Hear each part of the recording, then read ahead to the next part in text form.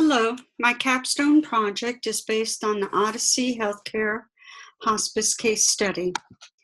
Dick Burnham and David Gassmeyer founded Odyssey Healthcare Hospice Company in October of 1995. Since Odyssey's opening of the first location in 1996 in Indiana, they have expanded to 38 locations in 21 states by the year 2000. This growth came through a number of acquisitions, establishment of new locations in a response to an emerging interest in hospice care, and recognition by payers as an option for lower cost care. Odyssey's goal was to be the first national for-profit leader in hospice care.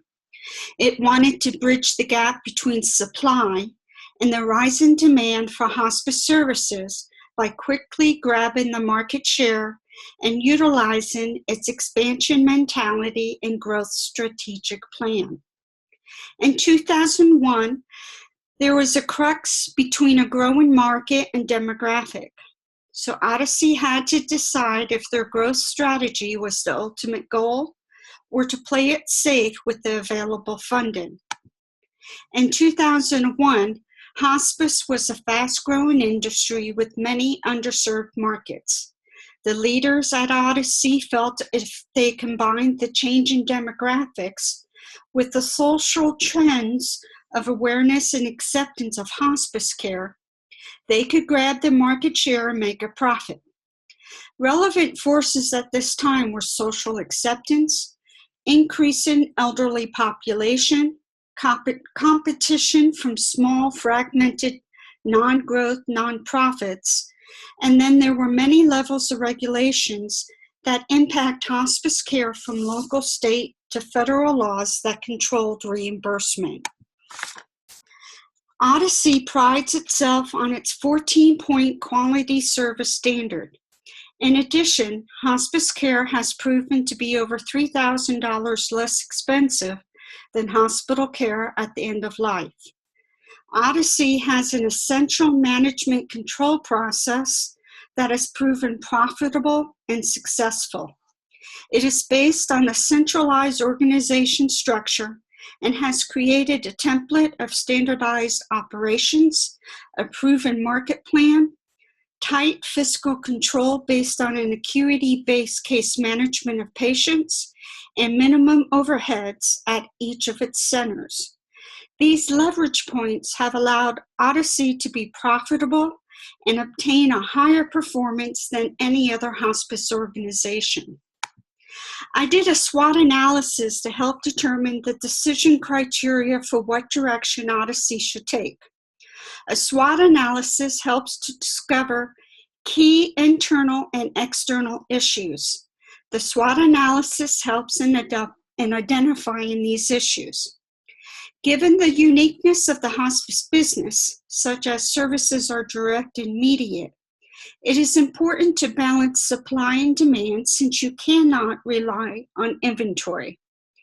So knowing the SWOT issues is extremely important. The organization needs to be cognizant of increasing the right kind of capacity, such as timing and quality, rather than just numbers.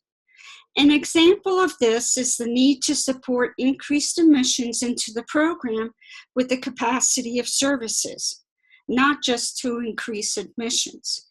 Accepting admissions without capacity results in poor service with long-range impacts on profitability. These are the results of the SWOT analysis on this slide. Listed are criteria to be used in deciding on what solution to choose. The criteria must utilize the company's goals and strengths against the available opportunity. How does it improve the company? How does it maintain the corporate image? In Odyssey's case, these criteria must be measured against their liquidity, the increase in valuation, by their growth in operations, and the ability to utilize their leverage points. At the end of Odyssey's 5th year, They finally managed a profit totaling over $3 million. And they wanted to continue their business strategy for growth. However, Odyssey's investors had a different idea and wanted to see more liquid assets before they would continue to invest in the company. Odyssey had also had a few inquiries into being bought out by larger corporations, but its founders wondered if this was the best course of action. One choice they had was to continue operating as they currently were. However, this option would include lost opportunity for growth. The founders were also concerned with the recent collapse of the dot-com industry and wondered how that would affect their valuation. With all this in mind, plus consideration of the underserved market share, the timing, changing government regulations, the unpredictable reimbursement rates, the eye of bankers toward healthcare IPOs, executives were struggling to decide the company's future. Most small businesses wouldn't consider an IPO because of the risk, expense, and the releasing of their financials. But Odyssey has had angel investors and venture capitalists through 3 rounds of funding, and they are a known entity to the investors. The investors were concerned with the lack of liquid assets on hand. The cautiousness of investors impacted the organization's goal of grabbing maximum market share ahead of someone else. By choosing an IPO decision, it would increase Odyssey's cash on hand situation immediately. Essential for an IPO is proven growth and tight fiscal control. The company has a stellar growth record. From 1996 to 2000, it has reported a 1,700% growth rate. And in addition, not only does Odyssey have a centralized organizational structure, it has a proven market plan, and it espouses tight fiscal control and has kept corporate overheads at a minimum with a standardized operating model and centralized corporate services. Finally, they are a leader in the hospice industry and has developed a 14-point service standard and a QED-based case management model that optimizes patient care.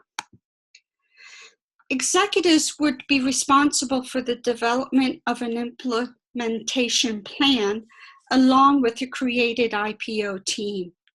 Investors would provide the funding for the initial $1.5 to $3 million costs of issuing an IPO. Employees' input and considerations, as well as offered stock options, would create loyalty and buy-in to the change. The implementation should not affect quality of care and service to the patients. The objective is that all will benefit from this plan. This plan would require 2 paths to be taken simultaneously: the IPO process and the continued growth. It will require an examination of the central headquarters regarding space, supplies, processes, and the number of staff members to add. There also needs to be decided where they want to expand in the future and which underserved area where they can legally operate in. Excuse me. The creation of an IPO team requires dedicated staff, space, and resources. New facilities cost around $300,000 to start up. In addition, the marketing department needs to be expanded to generate patient referrals for all the new centers they will be opening. As stated earlier, 2 paths simultaneously include the IPO process and the growth expectations. The IPO team would put together a prospectus, write transition contracts for vendors, complete financial statements for auditing. Company joins the stock exchange and files its prospectus with the SEC. issues a press release, and then sells the stock. The growth avenue is based on the already solid underlying business strategy that allows them to selectively acquire hospices and develop new locations. Since the corporate headquarters are in Texas, travel for the IPO team and keeping investors informed is very important. Also, travel to the areas being considered for new hospices or acquisition is essential, not only for assessing the prospect and need, but also for employee morale and creating a sense of company culture. This plan supports 21st century values of hospice care, leadership, and control of healthcare costs. Odyssey leaders pride themselves on their progressive leadership. Culturally, hospice care is more acceptable, and global considerations involve the cost of healthcare, and hospice is deemed cost-effective. So for Odyssey, an IPO is the right decision for its future. The emergence of Odyssey as a national leader in hospice care can be seen as a measure of success. Also, by 2011, Odyssey was sold for $1 billion. This was the largest hospice acquisition in U.S. history.